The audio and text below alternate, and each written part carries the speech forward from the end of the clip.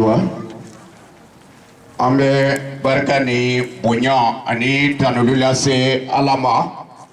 a ka ɲumanyaba kosɔn a ka kanuya kosɔn ani a ka nɛɛma kosɔn Ala o min tora anw fɛ waatiw tɛmɛnen na fo kana se bi ma ne ka foli bɛ o Ala ye ko Ala ka tanu nɔrɔ ka da Ala tɔgɔ kan ani bonya ka da Ala tɔgɔ kan Yesu an matigi tɔgɔ la foli dilen kɔ an ka foli bɛ dugutigi ye ko Ala ka dugu yiriwa Ala ka dugu jidi Yesu an matigi tɔgɔ la ani ka mɛrilakaw fo Ala ka komini yiriwa Ala ka to an ka taa ɲɛ Yesu an matigi tɔgɔ la hɛrɛ ani bɛn ani kelenya ka na an ka sigida ani Sanakɔrɔba dugu kɔnɔ Kirista tɔgɔ la ani an ka foli bɛ balimaw bɛɛ kelen kelen ye an ka foli bɛ aw bɛɛ kelen kelen ye aw minnu bɛ kɛnɛ kan ani aw minnu bɛɛ bɛ so kɔnɔ ko Ala ka duba aw ye matigi ka hɛrɛ kɛ an ye ani ka dubabu don an ka jamana kosɔn Ala ka duba an ka jamana ye Ala ka hɛrɛ kɛ an ka jamana ye Ala ka an ka jamana lakana Kirista Yesu an matigi tɔgɔ la ani an ka kɛlɛdenw minnu bɛ kɛlɛdaga la Ala ka o lakana Ala ka to o ka hɛrɛ ani lakana ni kɔlɔsili sɔrɔ Kirista an matigi tɔgɔ la minnu binna kɛlɛdaga la Ala ka to o kɔmɔgɔw ani o muso cɛ salenw ani falatɔw Ala ka o ɲɛjuw cɛ Ala ka o balo ani Ala ka o fɛrɛbɔ Yesu an matigi tɔgɔ la ɔwɔ k'a daminɛ suraw fo kana se bi ma an bɛ yan an ye jaw filɛ Yesu ɲɛnamayara cogo min na ani Yesu sara cogo min na ayiwa an ye o caman faamu ani an ye o caman dɔn fana o bɛɛ kɔ bi so in na ne b'a fɛ an ka min kumaɲɔgɔnya o ye de nin ye ko Ala ka kiiri kɔ ɔwɔ Ala bɛna kiiri tigɛ don nata la Ala bɛna kiiri tigɛ kiyama jɔ don na ni ne ko kiiri ko ka pan an na jɔrɔ ka tuguni kiiri bɛ sini an ɲɛ wa kiiri don fana bɛ yen o de kosɔn Ala y'a fɔ a ka kuma la Injili kɔni a ye nin fɔ a ko Ala y'a latigɛ ko mɔgɔ bɛ sa sɛn kelen o kɔ ko kiiri n'a tigɛ Ala y'a latigɛ ko mɔgɔ na sa waati kelen wala don kelen o kɔ kiiri bɛ na tigɛ ni kiiri bɛ tigɛ don min na kiiri da bɛ ja i la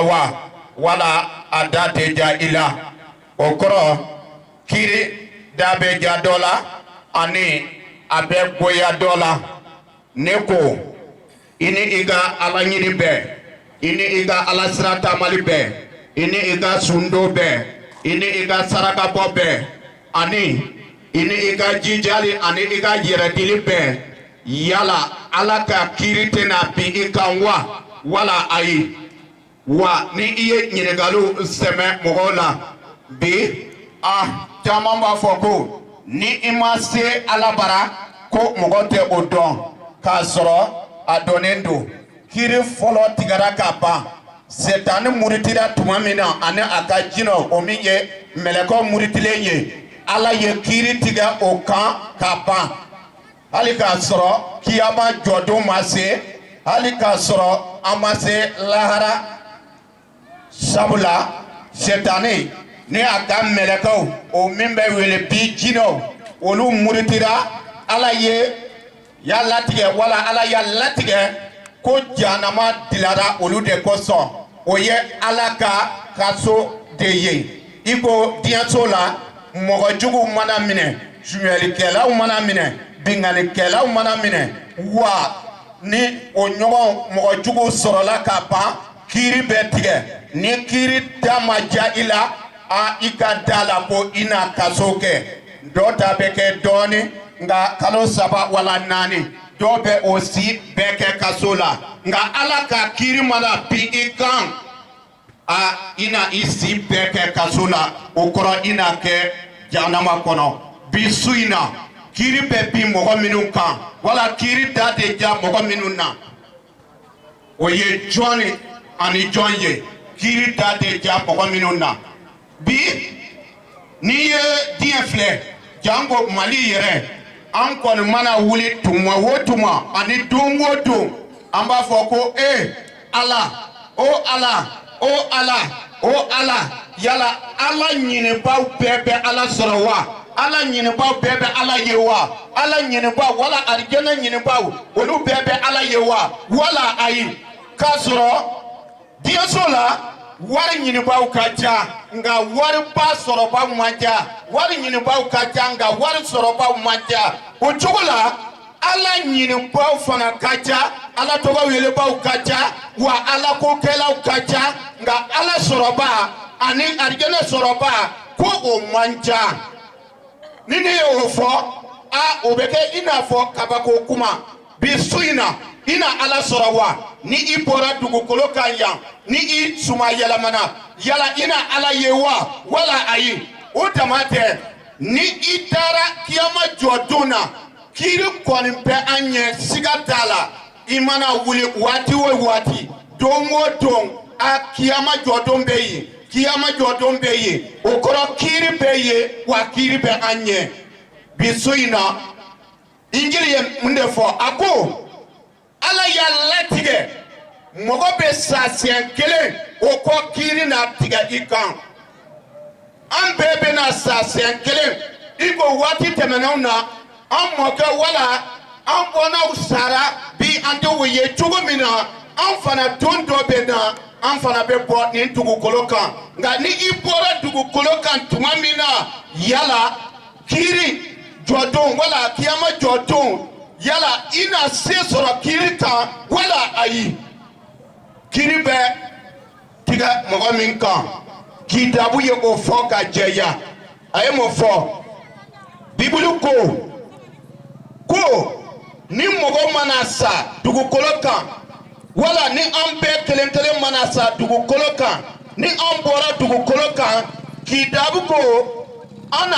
kiri ye wala Ala na kiri tigɛ an kan jirali ye nin fɔ ani ka jɛya a ko kiri bɛ bin mɔgɔ minnu kan jirali ye o fɔ an ka o kuma sɔrɔ ani ka kalan jirali 21 verset 8 wala 7 yɛrɛ an ka o kalan nka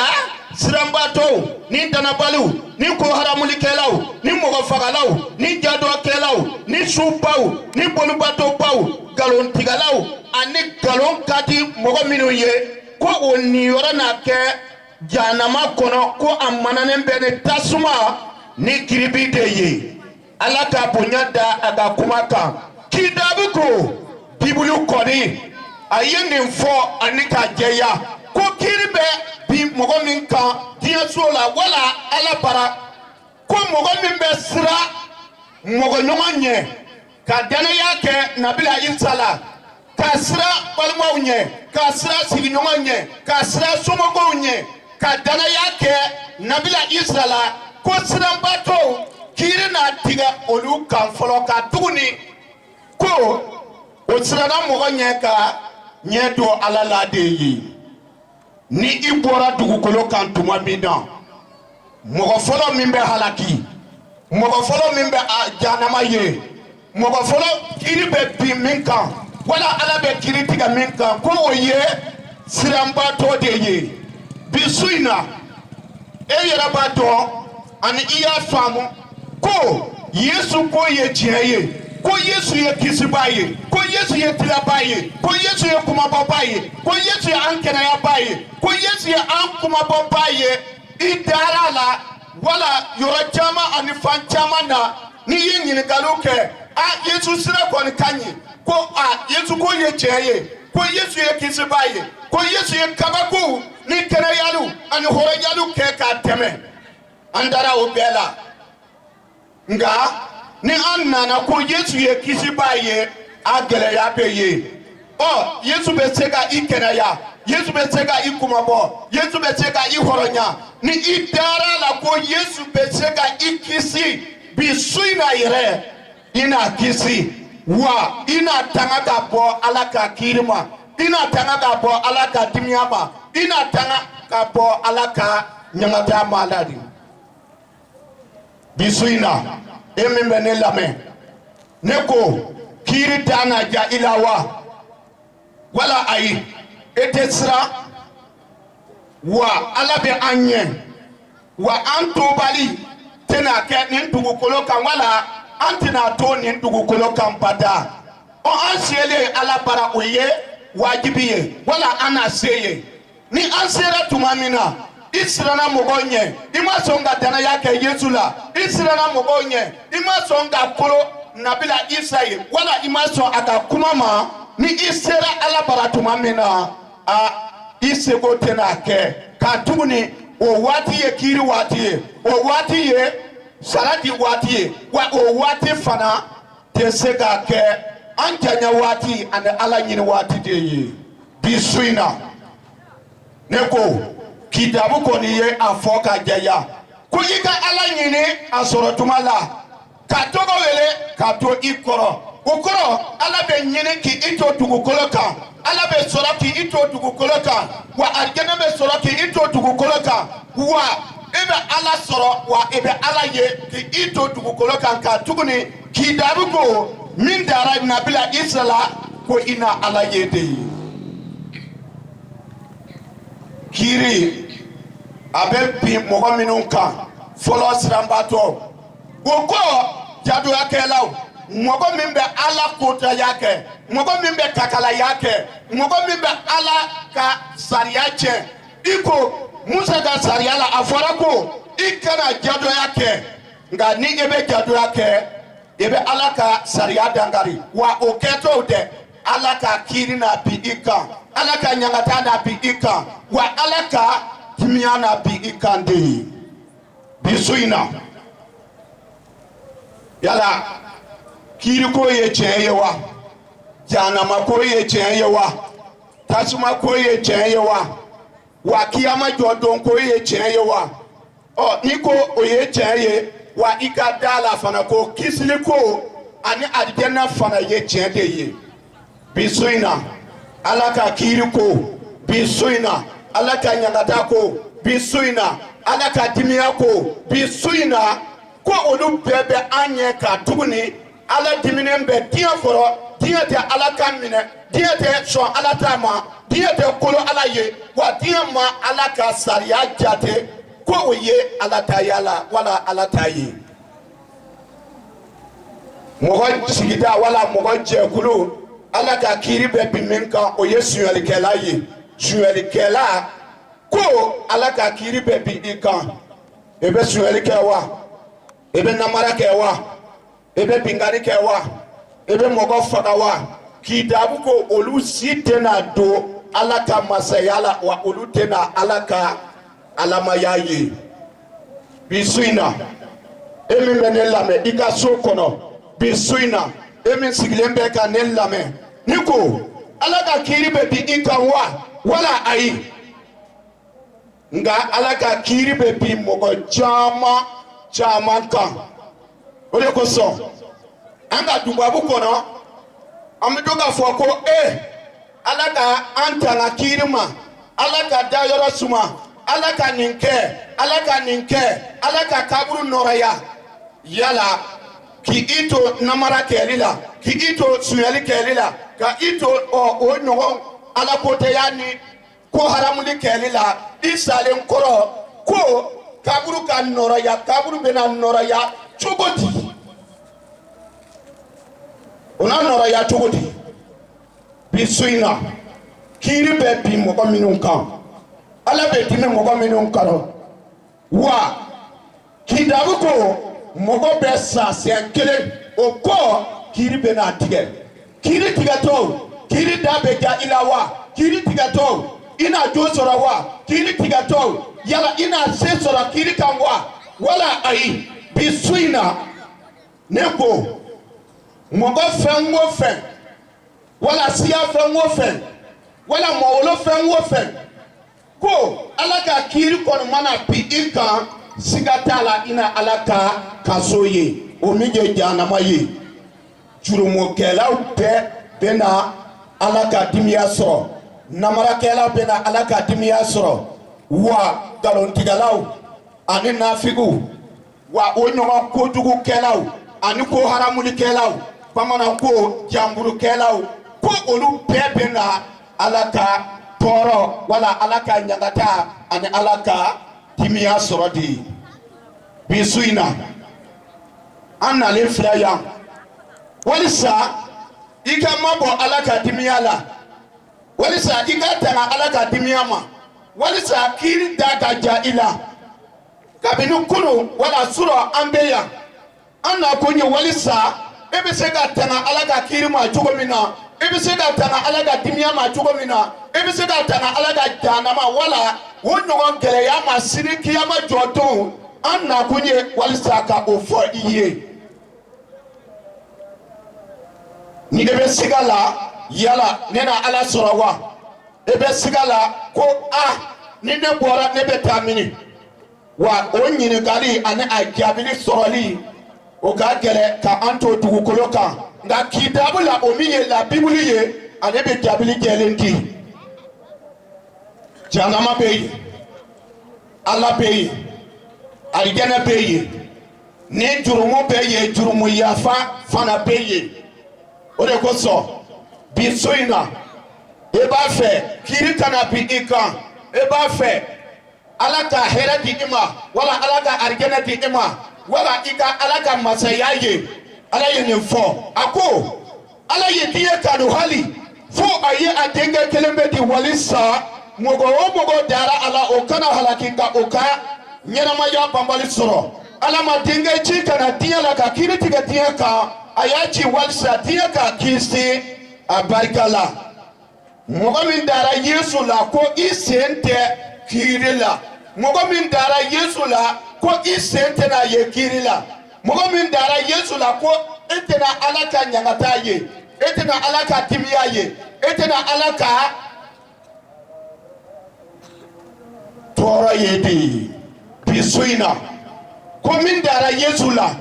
ja ni an ma da yesu la ni an sɔnna tɛ nabila isa ma ja an sen bɛ kiiri la an sen bɛ ɲagada latali la an sen bɛ jahanama taabaw la wa an sen fana bɛ ala ka dimiya sɔrɔbaw cɛma de ye bi su in na yesu ko ala ye diɲɛ kanu fo a ye denkɛ kelen bɛ di walisa mɔgɔ o mɔgɔ dara a la o kana halaki nka o ka ɲɛnamaya banbali sɔrɔ ja mɔgɔ minnu bɛ halaki minnu ma da nabila isa la mɔgɔ minnu bɛ halaki minnu bɛ jurumu kɛli la mɔgɔ min bɛ halaki tilenbalikɛlaw mɔgɔ min bɛ halaki namarakɛlaw sunyalikɛlaw binganikɛlaw o ɲɔgɔn mɔgɔ minnu bɛɛ bɛ dugukolo kan ka ɲɛnamaya ka i si bɛɛ kɛ o kɛli la ni e kɔni mana bɔ dugukolo kan ani ka se ala bara dubabu tɛ i kisi ni ala y'a latigɛ i ka jurumu kosɔn ko e bɛ jahanama ye e tɛna an ka saraka tɛ se ka i tila o la an ka dubabu toli tɛna i tila o la an ka kɛta si tɛna i tila o la wa ala ka i kɛ ten ala ka i kɛ ten ni ala ma sɔn wa i kɛ ten o tɛna se ani ka kɛ o de kosɔn kitabu ko bibulu kɔni a ye nin fɔ a ko min dara yesu la i sen tɛ kiiri la ni i t'a fɛ i sen kana ye kiiri la ni e t'a fɛ ala ka kiiri tigɛ i kan ni e t'a fɛ ka jahanama ye ni e t'a fɛ ani ka ala ka dimiya sɔrɔ bi su in na yɛrɛ e min bɛ ne lamɛn ko i ka da yesu la i ni i ka denbaya bɛɛ i ka da nabila isa la a ka kɛ i matigi ni i kisibaa ye ko i kisira de bi an ye nabila isa ka ja ye binganikɛla min dulolen tun bɛ yen ale y'a fɔ yesu ma ko yesu i hakili to ne la ni i nana i ka masaya la ko i hakili to ne la yesu ko bi yɛrɛ i na kɛ ne fɛ arijɛnɛ la ni i dara ne yesu la bi i na kɛ arijɛnɛ la ni i dara yesu la i sen tɛna kiiri ye ni i dara yesu la e tɛna ala ka ɲagata ye ni i dara yesu la i ina kɛ Yesu fɛ sankolo la bada de ye sabula kiri bɛ tigɛ jurumu de kan kiri bɛ tigɛ namara de kan kiri bɛ tigɛ binganni de kan kiri bɛ tigɛ suɲɛli de kan kiri bɛ tigɛ ko haramuli kɛli de kan ni e b'a fɛ kiri kana tigɛ i la wala i kan fɛn min bɛ i bɔ wala jurumu bɔ i la o de ye Yesu joli ye kitabu ko bibulu kɔni a ko mɔgɔ si tɛ Ala ye ni saniyali tɛ n'i ma saniya ka bɔ i ka tilenbaliya la n'i ma saniya ka bɔ i ka jaduya kɛli la n'i ma saniya ka bɔ i ka binganni kɛli la n'i ma saniya ka bɔ i ka ko haramuli kɛli la tiɲɛ na e tɛna se ani ka Ala ye bada kitabu ko bibulu kɔni a ko an ka da nabila Isa la wa an na saniya ani ka bɔ an ka tilenbaliya la o de kosɔn ne tun y'a fɔ ka ban n ko kiri tigɛra ka ban setani kan wa jahanama dilala setani de kosɔn wa mɔgɔ o mɔgɔ bɛ setani ladege mɔgɔ o mɔgɔ bɛ murute Ala ka kuma ma mɔgɔ o mɔgɔ tɛ sɔn Ala ta ma wa setani bɛ taa yɔrɔ min na e fana bɛ taa yen de k'i to diɲɛso la Ala bɛ sɔrɔ cogo min na wa kiri fana tigɛra ka ban ni i dara Yesu la i sen tɛ kiri la nka ni i ma da la ko i sen b'a la ka ban o ye k'i to diɲɛso la yan wa o cogo la fana ni i dara nabila Isa la i sen bɔra la o dama tɛ ko i ka jurumu yafara i ma de ye jurumu tɛ i kan wa n'i ye jurumu ko fɔ n'i ye tilenbaliya ko fɔ n'i ye o ɲɔgɔn kumaw fɔ an na gɛlɛya sɔrɔ dugukolo kan yan janko Mali la yan Ala ko ma an bali ka jadoya kɛ Ala ko ma an bali ka suɲɛli kɛ Ala ko ma an bali ka binganni kɛ Ala ko ma an bali ka o ɲɔgɔn nafigiya wala o ɲɔgɔn kosi kɛ su ma an bali saraka bɔli ni jaga bɔli si ma an bali o ko kɛli la yala k'i to o cogo la ka sa i na taa mini tiɲɛna i na kɛ jahanama la de ye mɔgɔ nɔgɔlen si tɛna don Ala ka masaya la arijɛnɛ ye Yesu ta de ye kitabu ko Yesu kɔni ko arijɛnɛ kɔnɛ ka dira ne ma min dara ale la ale fana bɛ o kɔnɛ ka di i ma i na don arijɛnɛ la o de kosɔn kiri bɛ ja mɔgɔ minnu na kiri bɛ tigɛ minnu kan wala kiri bɛ ja minnu na o de ye nin ye min dara Yesu la kiri bɛ ja i kan i la min dara Yesu la i sen tɛ kiri la min dara Yesu la i tɛna kɛ kiri tigɛlaw cɛ ma wala jahanama la jɔbaw cɛ ma wala a donbaw cɛ ma bi so in na kibaru duman filɛ walisa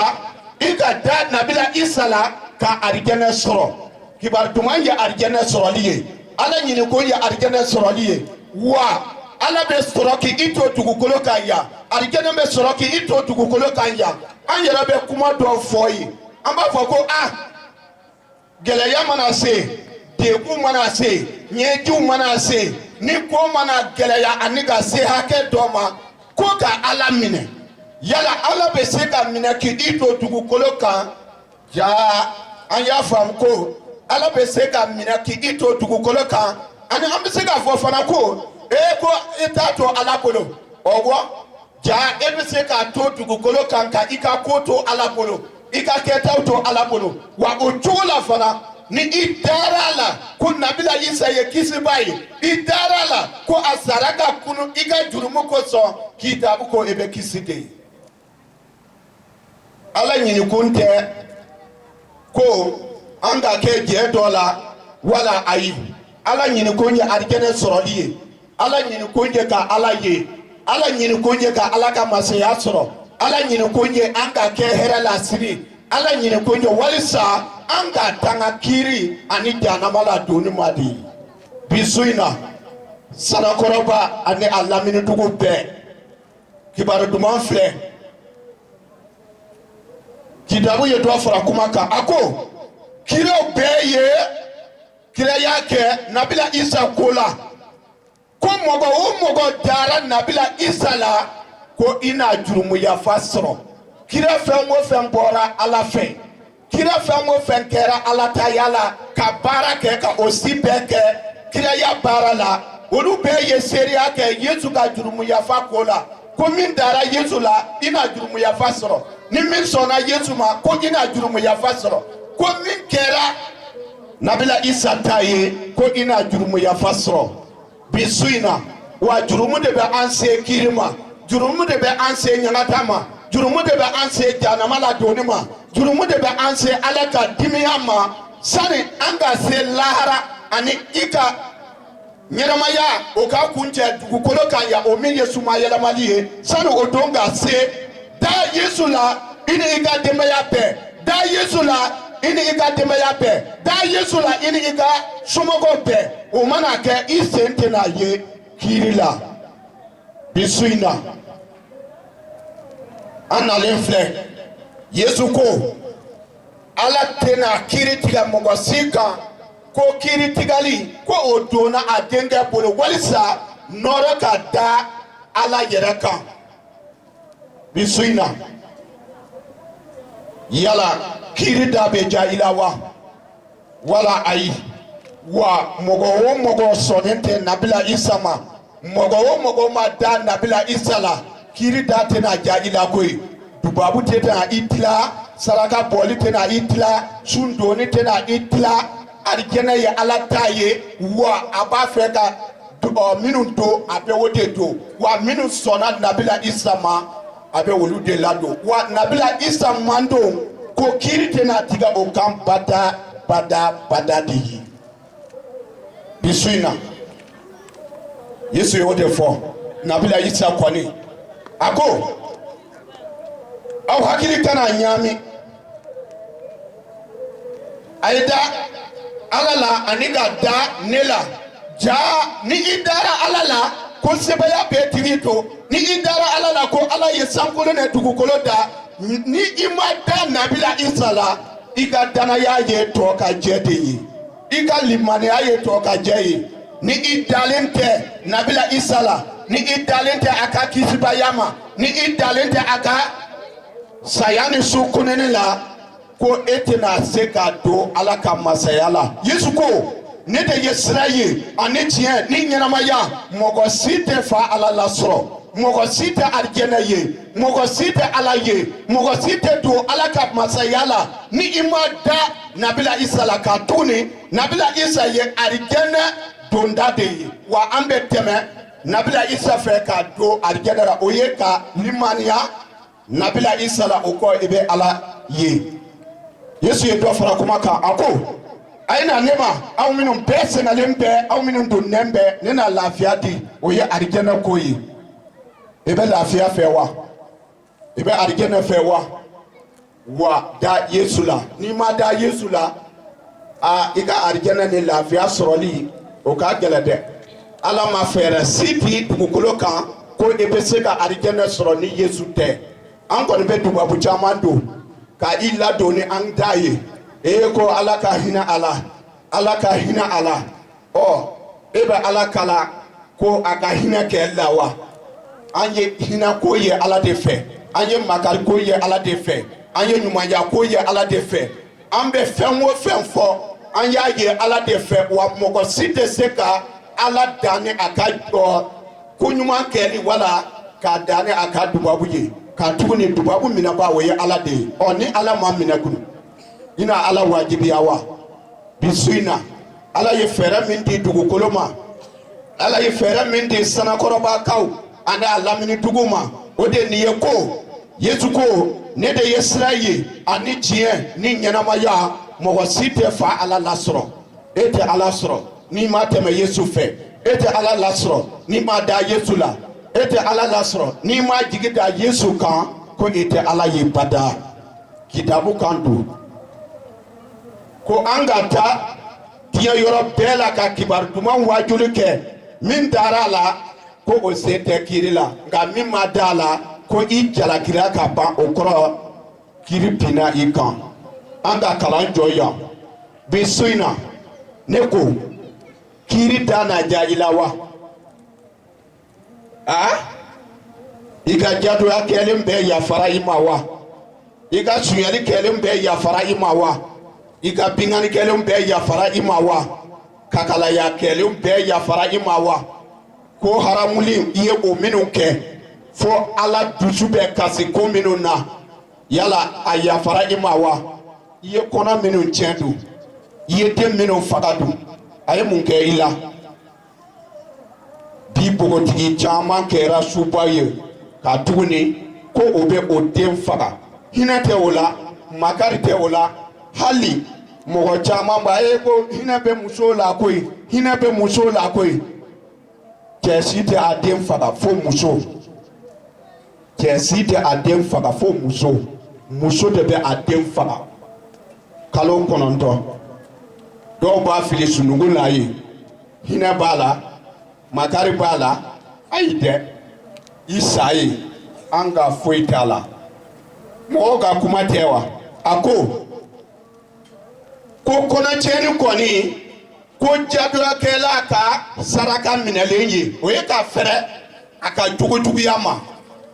ko saraka minɛlen dɔ ye nin ye ko ko karisa ye a ka kɔnɔ tiɲɛ wala a ka kɔnɔ tiɲɛna jadoyakɛla kɔni kokolonkɛla kɔni ko o ye a ka saraka minɛlen ye wa bogotigini caman ka saraka minɛna ka ban ka tuguni dɔw ye o ta faga dɔw ye o ta fili dɔw yɛrɛ ye furakisɛw kunu fo dɔw yɛrɛ ni bɛ to a la yala ni i taara ala fɛ ala ko mɔgɔ fagala si tɛna don ala ka masaya la hali ni i den don n'i y'a faga i ye mɔgɔ faga wa kiiri bɛ tigɛ i kan sani o don ka se e tɛna ka tubi walisa o jurumu ni o tilenbaliya ka bɔ i la k'a daminɛ i bangedenw fo kana se bi ma i ye jurumu minnu kɛ i ye tilenbaliya min kɛ bi su in na ni i sɔnna ka da nabila isa la o jurumu bɛ ko ka bɔ i la fo e bɛ kɛ mɔgɔ senima ye ka don ala ka masaya la ala kirisa ka wele filɛ a ye na ne ma aw minnu sɛgɛlen bɛ ni aw ka jurumu ye ni aw ka namara ye ni aw ka bingani ye fo an tɛ sunɔgɔ bi su in na yesu bɛ i wele ko i ka na ko kisili tɛ sɔrɔ cogo si ani taabolo si la ni nabila isa tɛ i bɛ se ka fɛn wɛrɛ fɔ kisili kɔni ani arijɛnɛ kɔni ni jurumu yafa kɔni ko e tɛ o sɔrɔ cogo si ani taabolo si ani mɔgɔ si fɛ ni yesu tɛ kitabu ye o fɔ a ye na bi su in na ka da nabila isa la walisa aw ka arijɛnɛ sɔrɔ ka da nabila isa la walisa ala ka kiiri ka mabɔ i la ka da nabila isa la a ka kɛ i matigi ni i kisiba ye kitabu ye mun de fɔ ko ka jɔ i da la ani i dusukun na ko yesu sara ka kunu i ka jurumu kosɔn ko e bɛ kisi o de ye kibaru duman ye arijɛnɛ sɔrɔ cogo o min bɛ fɔ i ye o de ye kibaru duman ye wa kibaru jugu ye o de ye nin ye ka jahanama ye o de ye kibaru jugu de ye wa o de ye jurumu ye fana an bɛ kalan jɔ yan ayiwa an tun y'a latigɛ ko sini an ka kan ka kɛ yan ka kɛɲɛ ni an ka yamaruya sɛbɛn ye an ka don bɛ dafa di fana an tun ye ɲinini min kɛ o kɔrɔ filili yera la an ka yamaruya sɛbɛn kɔnɔ an tun ye sini ko ka kan ka k'a la nka lamɛri la min dira an ma o ye bi tile 6 de ye o de kosɔn o bɛɛ ye ala sago ye an bɛ ala fo ka ala waleɲuman dɔn ani ka aw bɛɛ kelen kelen fo yesu an matigi tɔgɔ la an y'a fɔ ka ban an ka sigida wala an ka egilisi bɛ yɔrɔ min na o ye bɛlɛda ye ɲafala sira la ni i taara ye i bɛna an ka egilisi ye wa egilisi wɛrɛw caman bɛ yan ka ban n'i b'a fɛ ka ɲininkaliw kɛ kisili sɔrɔ cogo la jurumu yafa sɔrɔ cogo la wa i bɛna o ye wa i bɛ se ka o faamuyali ani jɛlen sɔrɔ ka bɔ karamɔgɔw fɛ karamɔgɔ caman bɛ yan wala kerecɛn caman bɛ yan i bɛ se ka ɲininkali kɛ minnu fɛ ayiwa an bɛ batoli kɛ an ka egilisi la 9h waati la an bɛ to ka dubabu don fana ni mɔgɔw ye ni hajuko bɛ ye wala banako bɛ ye bi so in na an b'a kuncɛ ni Ala ye waati wɛrɛ ani don wɛrɛ di tiɲɛ na an na baro kɛ aw fɛ kisili sɔrɔli cogo ani Ala sira lakika i n'a fɔ Yesu y'a fɔ ko ne de ye sira ye ani tiɲɛ ani ɲɛnamaya mɔgɔ si tɛ fa Ala lasɔrɔ ni Yesu tɛ wa o de ye kibaru duman ye n'i b'a fɛ ka Ala lasɔrɔ n'i b'a fɛ ka sira cɛman ani ɲɛnamaya banbali sɔrɔ da Yesu la i ni i ka denbaya bɛɛ i na Ala ye Ala ka o kɛ an ye Yesu tɔgɔ la amina ayiwa ni mɔgɔ bɛ yen min b'a fɛ ka limaniya da Nabila Isa kan o kɔrɔ k'a tuubi k'a kɛ kerecɛn ye k'a tuubi k'a kɛ kerecɛn ye o b'a to i ka jurumu bɛ yafa k'a da Nabila Isa la o b'a to i bɛ arijɛnɛ sɔrɔ wa k'a da Nabila Isa la ko a sara k'a kunu o de b'a to i bɛ arijɛnɛ sɔrɔ ɔ ni i dalen tɛ Nabila Isa kan saya ni su kununi la i ka jurumu bɛ to i ye wa jurumu yafa tɛna sɔrɔ ka tuguni kerecɛnw ka laaya ye Nabila Isa de o de kosɔn Nabila Yaya y'a fɔ ko Isa natɔ ma a ko Ala ka sagaden natɔ filɛ nin ye min bɛna diɲɛ ka jurumu ta ka bɔ yen Ala ka sagaden o ye Nabila Isa de wa Ala ye o de di diɲɛ ma walisa diɲɛ ka laaya ka faga ka jurumu ka fari o de tun ye kibaru duman ye an y'a fɔ ka ban jɔnni b'a fɛ ka o yɛrɛ di Yesu ma o kɔrɔ ka tuubi ka kɛ kerecɛnw ye mɔgɔ bɛ yen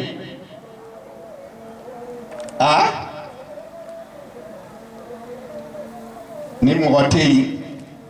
yala banabaatɔ bɛ yen wa banabaatɔ bɛ yen wa ni banabaatɔ bɛ yen an bɛ dubabu don banabaatɔw ye o kɔ an bɛ kan bɛɛ da banabaatɔ tɛ yen an bɛ barika da Ala ye fana ni an kɛnɛman tora Ala ka to an kɛnɛman ka to tuma ni waati bɛɛ la Yesu an matigi tɔgɔ la amina an bɛna Ala deli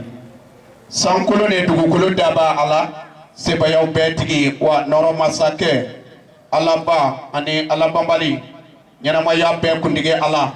bi so in na an nana walisa ka i ka danni seri Yesu tɔgɔ la Ala minnu ye lamɛnni kɛ ka to kɛnɛ ka yan ani ka to u ka so o danni ka falen i ka sebaya barika la ka falen i ka nɛɛma barika la i yɛrɛ jira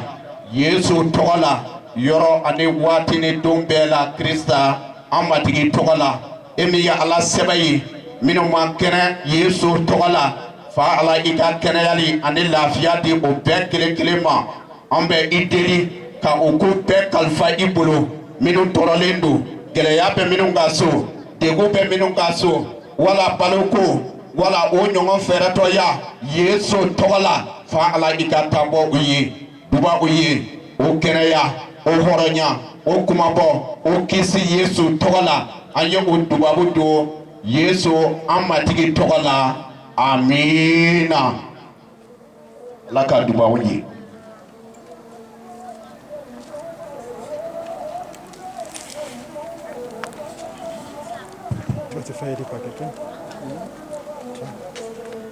Alléluia. Nous venons d'entendre le message de Dieu. J'espère que tout un chacun a compris ce que Dieu a voulu nous dire ce soir. Dieu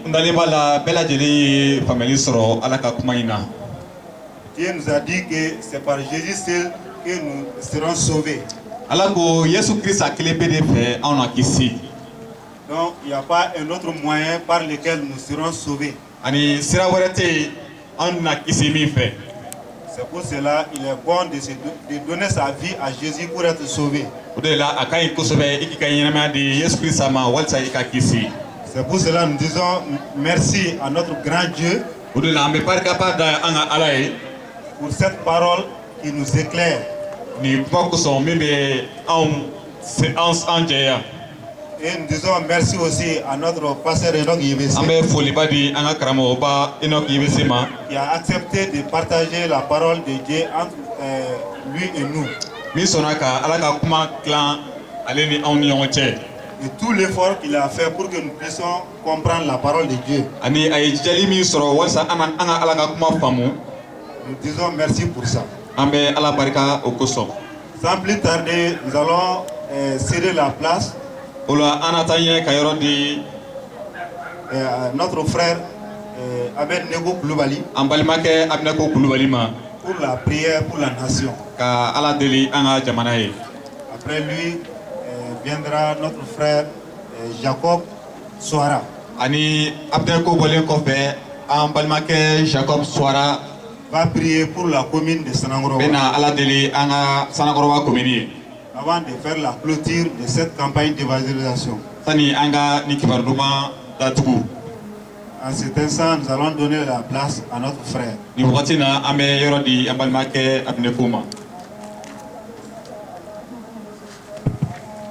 Alléluia. Alléluia. Gloire à Dieu. Prions en ce moment. Seigneur, notre Dieu, notre Père, nous te sommes infiniment reconnaissants. Parce que tu es ce Dieu merveilleux.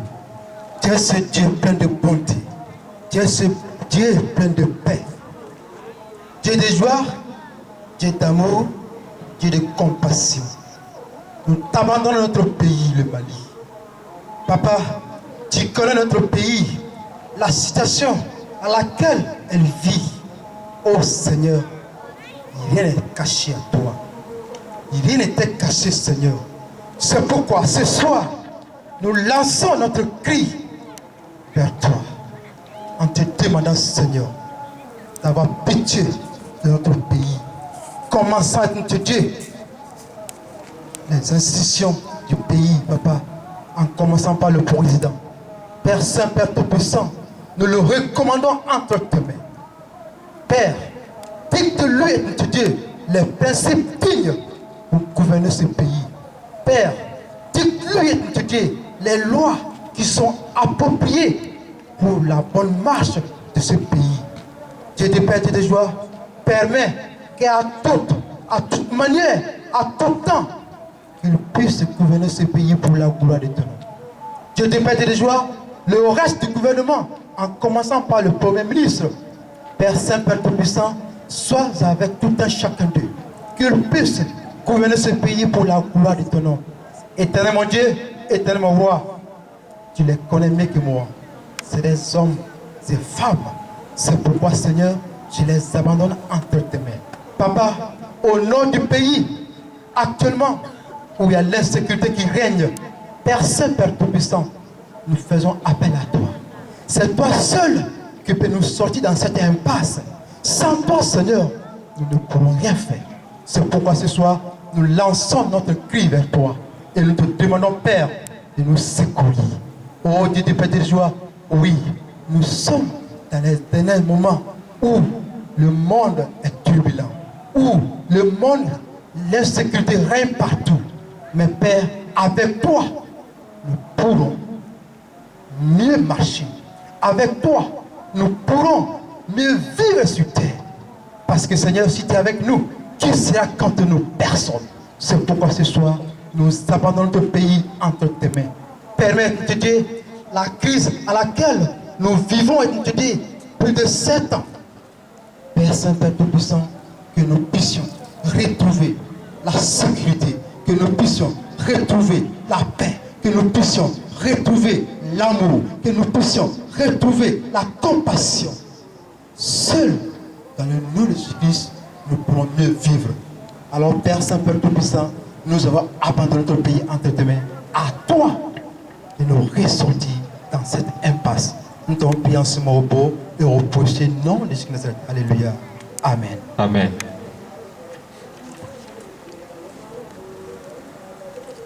Disons merci à notre frère.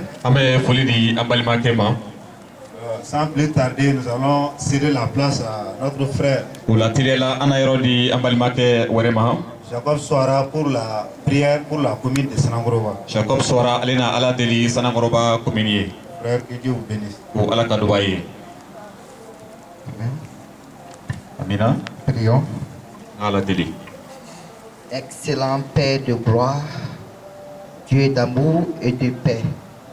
merci infiniment pour le souffle de vie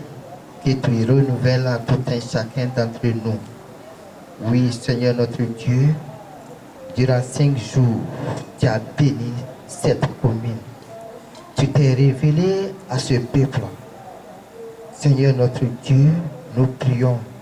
que ce peuple te soit obéissant. Que ce peuple puisse, Seigneur notre Dieu, marcher selon ta volonté. Car un peuple qui ne marche pas selon ta volonté est un peuple rebelle. Oh l'Éternel Dieu, fais grâce à cette commune. Que ton nom soit glorifié, Seigneur notre Dieu, pour tous tes bienfaits. Excellent Père de gloire, je confie les autorités de cette commune entre tes mains. La sagesse et l'intelligence leur dominent. Que tu agis favorablement, Seigneur notre Dieu. Que tu les utilises. Qu'ils soient des canaux, Seigneur, de bénédiction pour cette commune. Que la sagesse soit en eux, Seigneur notre Dieu, car nous savons que la sagesse divine vient de toi. Afin qu'ils puissent diriger cette commune à bonne essence pour le développement et l'épanouissement de cette commune. Papa notre Dieu, que des portes s'ouvrent, des portes d'opportunité. Accorde-leur la sagesse de pouvoir d'avoir l'esprit de créativité pour pouvoir créer des activités de revenus pour le bonheur et le bien-être de cette population. Sois béni Seigneur et sois glorifié pour tous tes bienfaits. Nous prions pour l'hivernage également, Seigneur notre Dieu. Nous prions, Papa notre Dieu, qu'une pluie abondante, une pluie qui pourra mûrir nos semences, Seigneur notre Dieu, que tu accordes cela à cette commune. Excellent Père de gloire, ce soir, nous avons foi en toi seul et nous savons que tu es le seul Dieu qui est digne d'être loué et digne d'être glorifié. Sois béni Père et sois glorifié pour tous tes bienfaits en ces instants. Merci Papa notre Dieu, gloire à toi seul. C'est dans le nom précieux de notre Seigneur Jésus nous t'avons prié. Amen. Amen. Alléluia. Allah katanu. Nous disons merci à notre frère. Ambe ambalima ke fo. Nous nous acheminons vers la fin Ani ambe tala alaba yoro la. de cette campagne Ni kibaruduma. et de cette soirée. Ani ni wula ni shufera. Alors, avant de donner la place à notre pasteur Abou Benjamin Kone, Aywa sani anga yoro di anga karamogo Abu Benjamin Konima pour clore la partie, ka ni wakati be kunche. je sais que durant ces 5 jours Mado ni tile duru kono. qu'on a passé à Sanangoroba, Aye minke sanam koroba. personne ne peut dire que Dieu n'a rien fait pour nous ou bien pour lui. Mɔgɔ si tɛ se k'a fɔ ko Ala ma fɛn dɔ kɛ anw ye wala ale ye. Dieu a travaillé, Ala ye baara kɛ Dieu nous a guéris ani a y'an kɛnɛya et Dieu nous a accordé ses merveilles. ani a y'a ka koɲumanw di anw ma Et Dieu continuera à nous accorder ses merveilles. ani a na taa ɲɛ ka koɲumanw kɛ anw ye. C'est pour cela, O de kosɔn si nous quittons ce lieu sans faire une innovation à Dieu, ni an bɔra nin yɔrɔ la ka sɔrɔ an ma ko latigɛlen ka tigɛrɛ fɔ on sera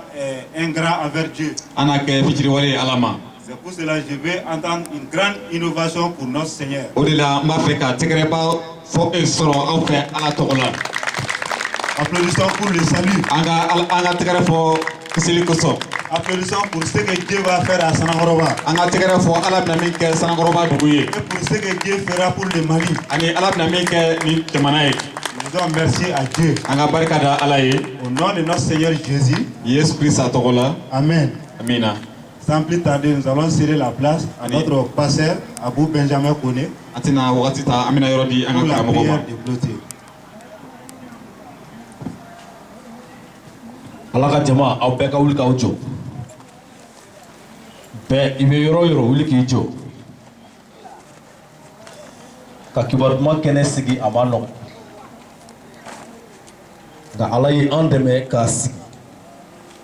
ka taa ntɛnɛn kana se an bɛ nin waati min o de kosɔn an bɛ barikaba da Ala ye k'Ala ko ɲuman dɔn ni kan ba bɛɛ lajɛlen ye an bɛ an fa Ala tubatigi an bɛ barika da i ye min kɛra an tɛ se k'a bɛɛ ye nka taalen ye Ala na anw ɲɛw dayɛlɛ a na o ye i bɛ nin barikadali dɔnkili da ka kɛ i n'a fɔ n'i bɔra nin kɛnɛ kan i tɛna dɔnkili da bilen. Alléluia. Tuma o tuma ni Ala bɛ cogo ci anw ma n'i ka kan ka Ala ko kɛ i b'a kɛ i n'a fɔ n'i bɔra o kɛnɛ kan i tɛna kɛ bilen. Sabula min b'i ye i t'a dɔn. Anfa Ala dobatigi an bɛɛ barika da i ye o ka i tanu ka i bato o i ka kan ni bonya ye.